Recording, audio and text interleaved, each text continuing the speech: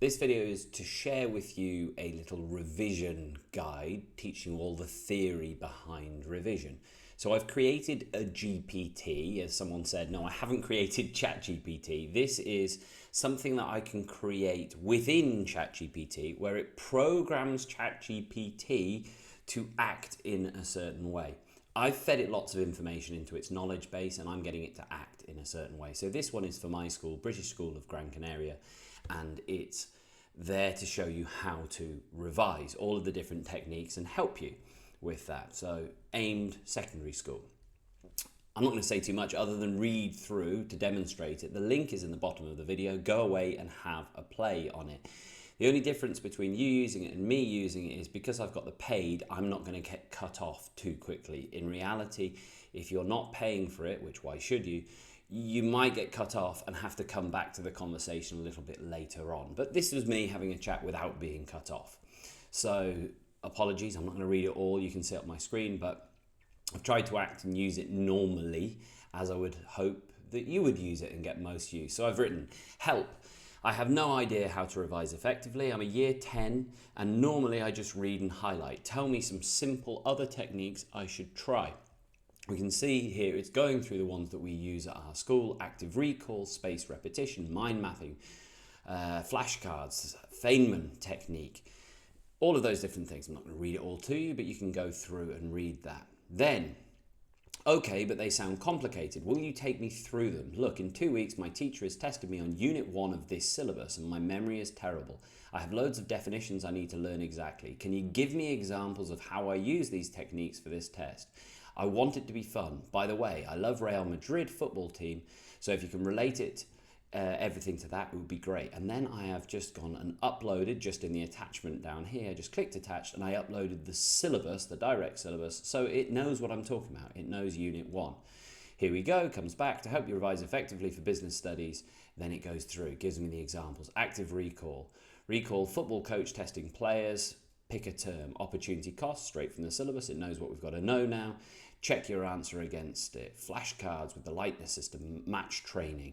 Again, relating it to football. Create flashcards, split them into boxes. You could read through, you can have that chat. This has just come out of this.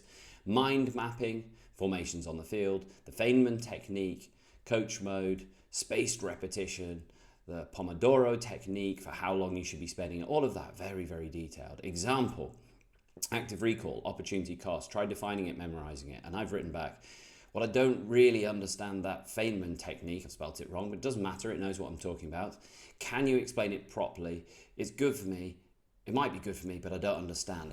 I'm writing quickly. Yes, it's got grammar mistakes in, but I think you want to have a natural conversation. Your English teachers might not like it, but it's going to understand the meaning behind it, because my aim here is to learn how to revise, not to practice my grammar. Maybe I should do both and write correctly, but in this, I'm writing quickly.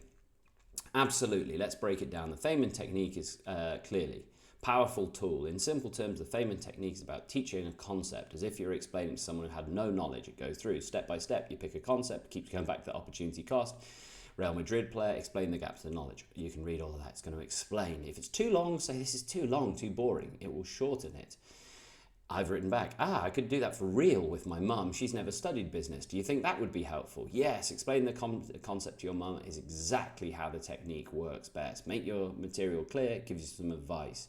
Example, explain opportunity cost. Again, it's gone back to that one. Okay, but I like the sound of the card game. Can you make me some cards for 1.1 of the syllabus I uploaded? Not all of Unit 1, just 1.1 I asked for. Be careful, I don't want any mistakes. Good to remind it. Be careful, it's important. Then it's creating me front. What is the purpose of business activity? Now I know that's straight from the syllabus. If you do business studies, you'll see that is accurate. Define opportunity cost. What is the concept of needs and wants? All of this is accurate. It knows from looking through that syllabus. But it's always good to be cynical. Take this, go back to your syllabus. Another good thing, ask it again. It's really important. Can you check that? Have you missed anything? Don't out and out. It's like an expert, but a bad expert. So don't trust it. Ask it again. It gives me all those cards. I could get it to do for the whole unit. I could get it to do for the whole exam, the whole subject, but I was just doing a little one.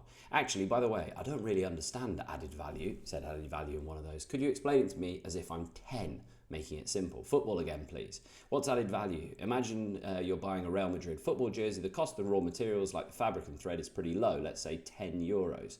When you go to the store, the jersey costs 80 euros. That's 70 in added value. Okay, reading through gives me some examples of that. And I said, but hang on, isn't that profit? Great question. It sounds similar to profit, but there's a difference, added value and profit. And it's right, it breaks it down and explains the difference about expenses. You can read it through there. So it understood that, it understood my mistake and confusion, broke it down. I went back. Okay, thanks. Now, can we work out a revision timetable? I have other subjects and commitments, but I think I could spend the weekend and Tuesday and Thursday nights revising just business for the next 2 weeks. Is this too much or too little? How should I break down the revision of Unit 1? Great, let's create a balanced timetable. Your revision. So the weekend, you could spend 2 to 3 hours. Tuesdays and Thursdays, maybe an hour and a half, 2 hours in the evening. If you don't like that, say I don't. That would give you 9 to 10 hours per week. That's 18 to 20 hours for Unit 1, which sounds fine. Then gives me a breakdown. Unit 1, going through this in your second week.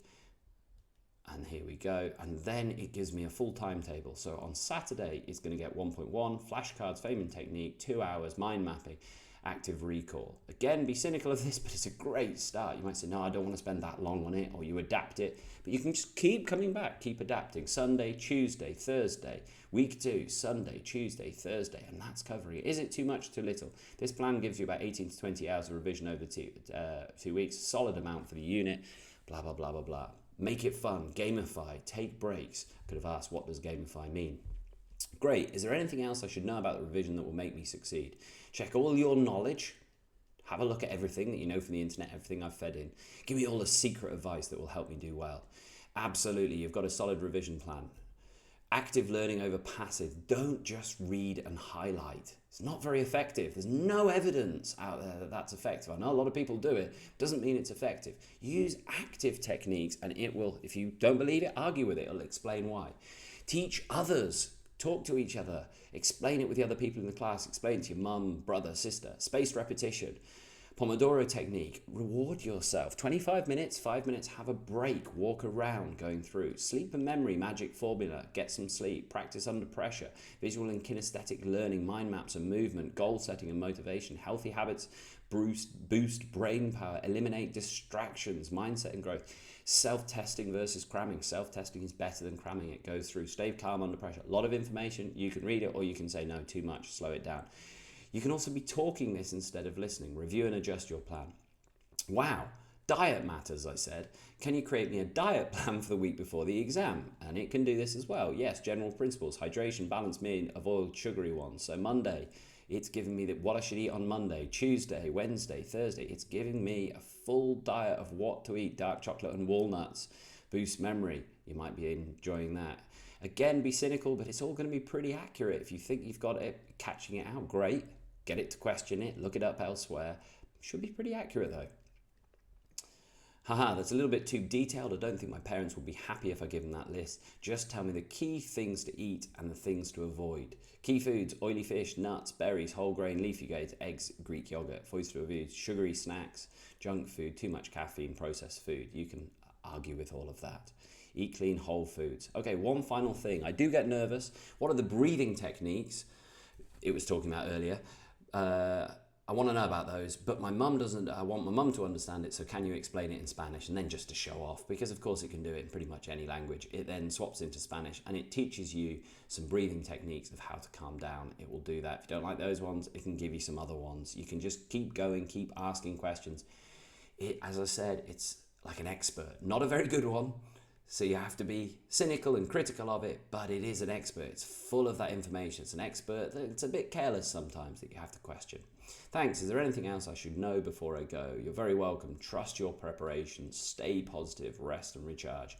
You've got this. If you need any more help later, just reach out.